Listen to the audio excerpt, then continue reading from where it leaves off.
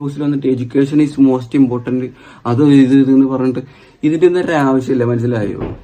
ഈ എഡ്യൂക്കേഷൻ ഇത്ര ഇമ്പോർട്ടന്റ് ആണെന്ന് ജീവിതത്തിൽ ഇന്നേ വരെ എനിക്കോ ഇവക്കോ തോന്നിയിട്ടില്ല. ഒന്നും വേണ്ട.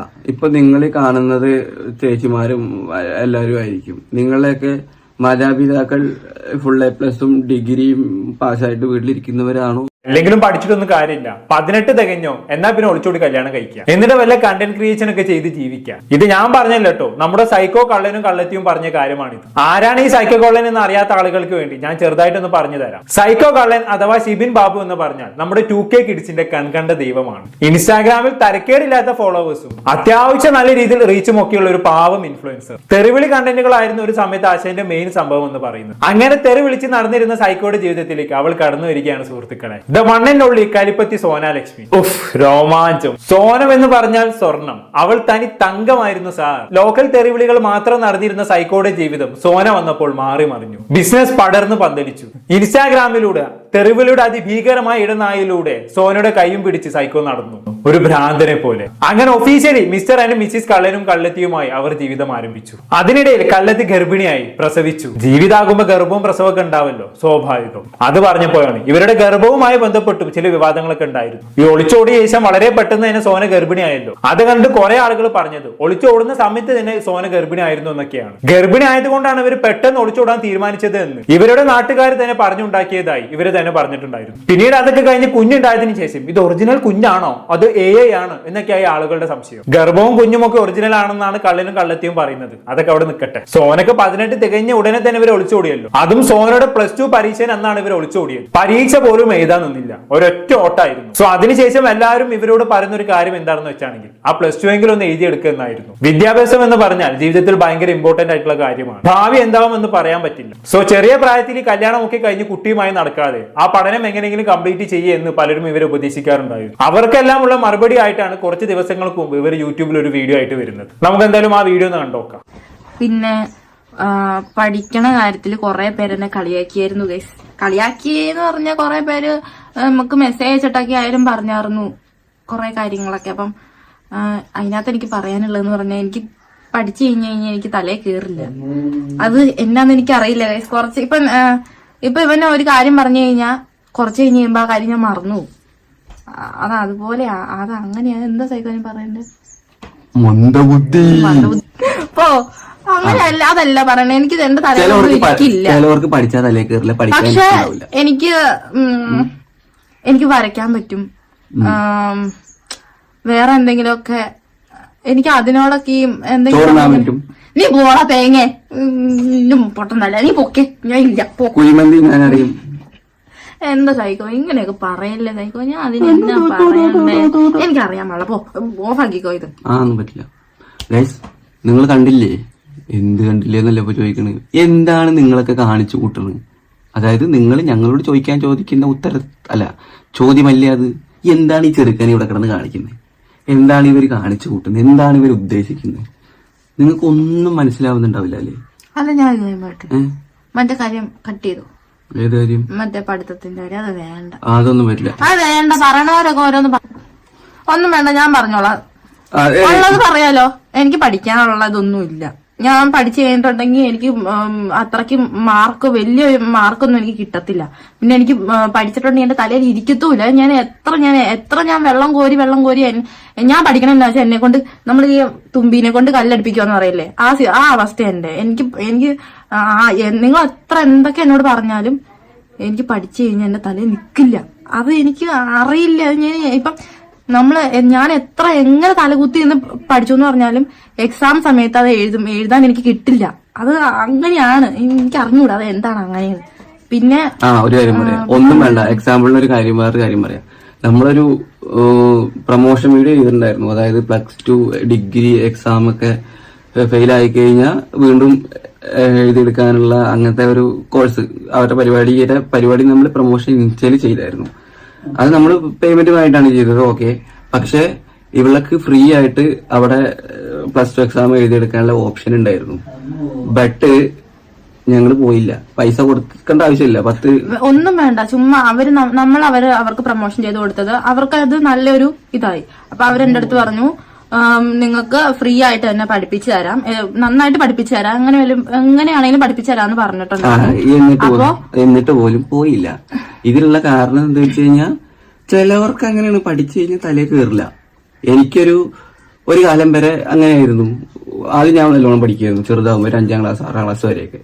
പിന്നെ അങ്ങനെ പണിക്കൊക്കെ ഇറങ്ങി നടന്ന് പിന്നെ പഠിത്തത്തിനോട് ഇൻട്രസ്റ്റ് പോയി. അത് ചിലവർക്ക് അങ്ങനെ ആയിരിക്കും. പിന്നെ നിങ്ങൾ ഈ കമന്റ് ബോക്സിൽ വന്നിട്ട് എഡ്യൂക്കേഷൻ ഈസ് മോസ്റ്റ് ഇമ്പോർട്ടന്റ് അത് എന്ന് പറഞ്ഞിട്ട് ഇതിന്റെ ഒന്നും ഒരു ആവശ്യമില്ല, മനസ്സിലായോ?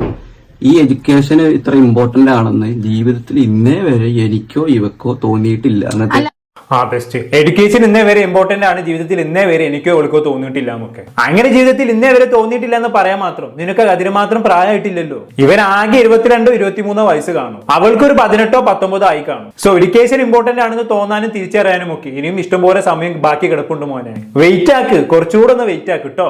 പറയുന്നത് കേട്ടാ തോന്നും രണ്ടുപേരും ജീവിതത്തിൽ എല്ലാം നേടി ലൈഫൊക്കെ സെറ്റിലായി എല്ലാം തികഞ്ഞു നിൽക്കാണെന്ന്. ജീവിതം തുടങ്ങിയിട്ടല്ലേ ഉള്ളൂ രണ്ടുപേരും. ഈ 2026 ഇരുന്ന് എഡ്യൂക്കേഷൻ ഇമ്പോർട്ടന്റ് അല്ല എന്ന് പറഞ്ഞ ഒരാളെ കാണുക എന്ന് പറഞ്ഞാൽ അത്ഭുതം തന്നെയാണ്. അല്ല, ഈ എഡ്യൂക്കേഷൻ എന്നതുകൊണ്ട് ഇവരെന്താണ് ഉദ്ദേശിക്കുന്നത്? ഞാൻ പറയട്ടെ, പഠിച്ചെന്തെങ്കിലും ജോലി ചെയ്യുക എന്നുള്ളത് മാത്രമല്ല എഡ്യൂക്കേഷന്റെ ലക്ഷ്യം എന്ന് പറയുന്നത്. ജോലി നേടുക എന്നുള്ളത് ഒരു പ്രയോറിറ്റി തന്നെയാണ്. വിദ്യാഭ്യാസം കൊണ്ട് പലരും ലക്ഷ്യമാക്കുന്നതും നല്ലൊരു ജോലി നേടുക എന്നുള്ളത് തന്നെയാണ്. പക്ഷെ ഇന്നത്തെ കാലത്ത് പൈസ ഉണ്ടാക്കാനാണെങ്കിൽ വലിയ വിദ്യാഭ്യാസം നേടിയുള്ള ഒരു ജോലി വേണമെന്ന് നിർബന്ധമൊന്നുമില്ല. കഴിവുണ്ടെങ്കിൽ സോഷ്യൽ മീഡിയ വഴി തന്നെ നല്ലോണം പൈസ ഉണ്ടാക്കാൻ കഴിയും. കുറച്ച് പൈസയും കഴിവും ഉണ്ടെങ്കിൽ ട്രേഡിംഗ് വഴിയും പൈസ ഉണ്ടാക്കാൻ കഴിയും. അങ്ങനെ ഒരുപാട് മാർഗങ്ങളുണ്ട്. ഞാനിത് പറയാൻ കാരണം എന്താണെന്ന് വെച്ചാൽ വിദ്യാഭ്യാസം കൊണ്ടൊന്നും ഒരു കാര്യവും ഇല്ല എന്ന് ഇവര് പറയുമ്പോൾ നിങ്ങൾ കരുതും ശരിയാണല്ലോ, വിദ്യാഭ്യാസം ഇല്ലാത്തവരും ഇവിടെ പൈസ ഉണ്ടാക്കുന്നുണ്ടല്ലോ. ഇവരുടെ കാര്യം തന്നെ നോക്കൂ, വിദ്യാഭ്യാസം ഇല്ല, പറയാൻ നല്ലൊരു ജോലി ഇല്ല, എന്നിട്ടും ഇവർ അടിപൊളിയായിട്ട് ജീവിക്കുന്നുണ്ടല്ലോ എന്ന് നിങ്ങൾ കരുതും. അവിടെയാണ് എന്റെ പോയിന്റ്. ഈ വിദ്യാഭ്യാസം എന്നുള്ളത് പൈസ ഉണ്ടാക്കാനുള്ള ഒരു ടൂള് മാത്രമായി നിങ്ങൾ കാണരുത്. It's something more. ഈ വിദ്യാഭ്യാസത്തെ ഒരിക്കലും കുറച്ച് കാണുന്നത് അതല്ലെങ്കിൽ പുച്ഛിച്ച് കാണുന്നതിന് എനിക്കൊരിക്കലും അംഗീകരിക്കാൻ കഴിയില്ല. പൊട്ടക്കിണറ്റിലെ തവളകളായിരുന്നു നമ്മളൊരു കാലത്ത്.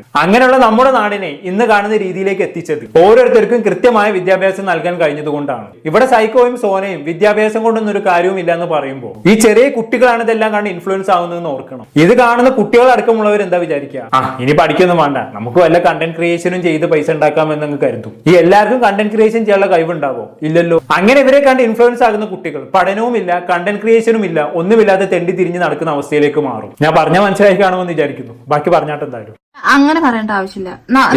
അങ്ങനെയല്ല, തോന്നിയിട്ടില്ല എന്നല്ല, നമ്മളെ സംബന്ധിച്ച് നമുക്കതൊരു ഇതല്ല. മനസ്സിലായോ? നമുക്കതല്ലാതെ അങ്ങനെയല്ല സൈക്കോ, അങ്ങനെയല്ല. പഠിച്ചിട്ട് വലുതാവണവരുണ്ട് ഇല്ലെന്ന് ഞാൻ പറയുന്നില്ല. എടാ അല്ല, അത് അവര് ചോദിക്കും. അത് നമ്മുടെ അടുത്ത് കമന്റ് ബോക്സിൽ ചോദിക്കുന്നില്ലേ? ചോദിക്കട്ടെ. അതാ പറഞ്ഞത്, എല്ലാരും ഒന്നും വേണ്ട. ഇപ്പൊ നിങ്ങൾ കാണുന്നത് ചേച്ചിമാരും എല്ലാവരും ആയിരിക്കും. നിങ്ങളെയൊക്കെ മാതാപിതാക്കൾ ഫുൾ A+ഉം ഡിഗ്രിയും പാസ്സായിട്ട് വീട്ടിലിരിക്കുന്നവരാണോ? അല്ല, കുറ്റം പറയുന്നവരോടാണ് ഞാൻ ചോദിക്കുന്നത്. മനസ്സിലായോ? അതെല്ലാവർക്കും സെറ്റ് ആവുന്ന ഒരു കാര്യമല്ല ഈ എഡ്യൂക്കേഷൻ, പഠിത്ത സാമാനങ്ങളൊന്നും. മനസ്സിലായോ? ചിലവർക്ക് ചില വേറെ മേഖലകളിലായിരിക്കാം ഫോക്കസ്. മനസ്സിലായോ? എനിക്കൊരു ക്രിയേറ്റർ ആവണം, ഒരു കണ്ടന്റ് ക്രിയേറ്റർ ആവണം എന്നൊരു ആഗ്രഹം ഉണ്ടായിരുന്നു. അതിന്റെ ഏറെക്കുറെയൊക്കെ ഞാൻ ചെയ്യുന്നുണ്ട്. മനസ്സിലായോ? അതാണ്. പൊട്ടിക്കൊന്നുമല്ല, അപ്പച്ചൻ കൈസ് അകത്ത് എന്തൊക്കെയോ ഒച്ചാണ്ടാക്കുന്നു. അപ്പൊ അങ്ങനെയൊക്കെയാണ് എനിക്ക് തോന്നിയിട്ടുള്ളത്. അത്ര വലിയ അങ്ങനെ പഠിച്ചാലേ രക്ഷപ്പെടൂ എന്ന് പറയുന്നവരോട് that is false information. Okay, don't spread again. Okay. അപ്പൊ നിങ്ങൾ മക്കളോടാണെങ്കിൽ തന്നെ പഠിക്കടാ, പോയിട്ട് പഠിച്ചാലേ നന്നാവുള്ളൂ, അങ്ങനെ മാത്രം പറഞ്ഞുകൊണ്ടിരുന്ന ഒരു തേങ്ങ നടക്കാൻ പോകില്ല. മനസ്സിലായോ? അപ്പൊ അവര് അതൊക്കെ ശരിയാണ്. പഠിച്ചാലേ രക്ഷപ്പെടും എന്ന് പറഞ്ഞ് കുട്ടികളെ ഫോഴ്സ് ചെയ്യുന്നതിലൊന്നും കാര്യമില്ല. അവർക്ക് മറ്റു വല്ല കഴിവുകളും ഉണ്ടെങ്കിൽ അത് നമ്മൾ പ്രോത്സാഹിപ്പിക്കണം, അതിന് കൂടുതൽ ഊന്നൽ നൽകണം. അതൊക്കെ ശരിയാണ്. അതുപോലെ എല്ലാവർക്കും നന്നായി പഠിക്കാനുള്ള ബുദ്ധി ഉണ്ടാവില്ല എന്ന് പറഞ്ഞത് സമ്മതിച്ചു. പക്ഷെ ഇങ്ങനെയൊക്കെ ആണെങ്കിലും വിദ്യാഭ്യാസത്തിന് അതിന്റേതായ ഒരു വാല്യൂ ഉണ്ട്. ആ തട്ട് താണു തന്നെ ഇരിക്കുമെന്നുള്ളതാണ്. ജീവിതത്തിൽ എല്ലാം നേടി എന്ന് നമുക്ക് തോന്നുന്ന ആളുകൾ, ഒരുപാട് പൈസയൊക്കെ സമ്പാദിച്ച ആളുകൾ പറയുന്നത് ഞാൻ കേട്ടിട്ടുണ്ട്. എല്ലാം നേടി, പക്ഷെ നല്ല വിദ്യാഭ്യാസം നേടാൻ കഴിയാത്തതിൽ അവർക്ക് വിഷമമുണ്ട് എന്ന്. എന്തിന്? മലയാളം കണ്ട ഏറ്റവും വലിയ യൂട്യൂബർ ആയിട്ടുള്ള ഫിറോസ് ചുറ്റിപ്പാറ ഒരിക്കൽ തനിക്ക് പഠിക്കാൻ പറ്റാത്തതിന്റെ വിഷമം ഒരു ഇന്റർവ്യൂവിൽ വന്ന് പറയുന്നുണ്ട്. നിങ്ങൾ എന്തായാലും അതൊന്ന് കേട്ടു നോക്കി. വിദ്യാഭ്യാസം ഉണ്ടെങ്കിൽ നമുക്ക് എന്തും തുടങ്ങാം. ഇപ്പൊ യൂട്യൂബാണുള്ളത്. യൂട്യൂബ് ഇല്ലാണ്ടായി കഴിയുമ്പോൾ അവർക്കൊന്നും ചെയ്യാൻ പറ്റാത്തൊരവസ്ഥയാവും, ഒരു ഇതാവും. അപ്പൊ അവര് ഇപ്പൊ പഠനത്തിൽ ശ്രദ്ധിക്കുക എന്നുള്ള ഒരു സമയമാണ്. ഞാൻ ഇപ്പൊ SLC പാസ്സായ ഒരാളാണ്. SLC ആണ് എന്റെ ക്വാളിഫിക്കേഷൻ. അപ്പൊ ഞാൻ ഇപ്പൊ ആലോചിക്കാണ്, ഞാൻ പഠിച്ചുകൂടിരുന്നെങ്കിൽ, മനസ്സിലായോ, ഞാൻ പഠിച്ചുകൂടിരുന്നെങ്കിൽ എന്ന് ആലോചിക്കണം. ആ ഒരു ആലോചന ഇല്ലാതെ അവർക്ക് ഇപ്പം എന്താണോ ചെയ്യേണ്ടത് അത് ചെയ്യാം.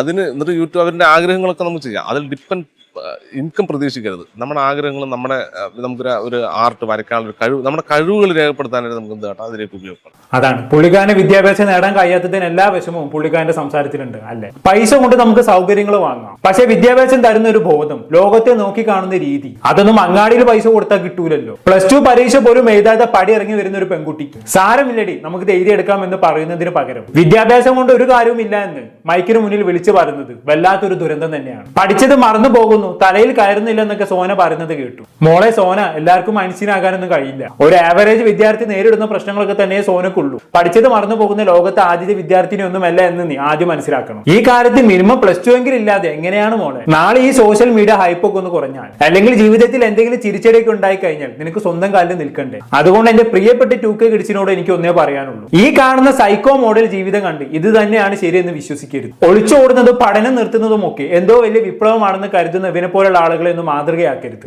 എന്തായാലും ഞാൻ കൂടുതലൊന്നും പറയുന്നില്ല. എന്തായാലും ഈ വീഡിയോയുടെ 2ാം ഭാഗവുമായി ഉടനെ വരുമെന്നും താങ്കൾക്കെതിരെ നെഗറ്റീവ് പറഞ്ഞവരുടെ എല്ലാം അണ്ണാക്കിലടിക്കുന്ന ഞെട്ടിക്കുന്ന കാര്യങ്ങൾ ആ വീഡിയോയിൽ ഉണ്ടാവുമെന്നൊക്കെയാണ് സൈക്കോ അവസാനമായി പറഞ്ഞു വെക്കുന്നത്. എന്തായാലും 2ാം ഭാഗം വരട്ടെ, നോക്കാം നമുക്ക്. എന്താണെന്ന് കേട്ട് നിങ്ങൾക്ക് തോന്നുന്നത് താഴെ കമന്റ് ബോക്സിൽ രേഖപ്പെടുത്തുമല്ലോ. അടുത്തൊരു ടോപ്പിക്കുമായി വീണ്ടും കാണാം.